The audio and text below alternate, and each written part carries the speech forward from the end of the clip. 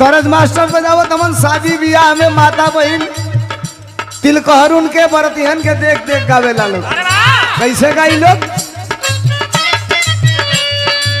के खत आई गयो, खत आई गयो, हो खत आई गयो सहारा बनारस से खत आई गयो।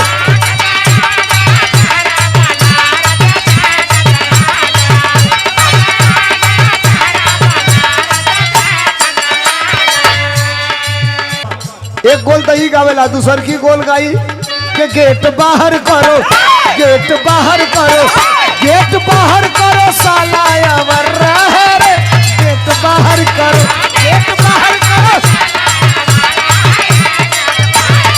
ओहो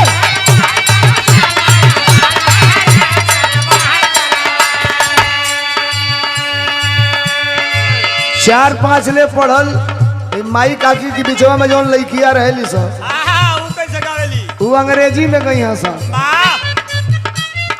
ओ माई डियर कम टू हियर रेशम दिलहंगा सतदी डोर आ टाइम लगेगा 24 गेट बाहर करो। दो चार गो बड़ा खतरनाक होली सब, बड़ा खरकोचले करी आवेली सब। का गई है सब अरे दुल्हा का दीदी ना पढ़े में तेज ना पढ़ावे में तेज खाली 6 गो लइका पटावे में तेज। गेट बाहर करो, गेट बाहर करो साला अवर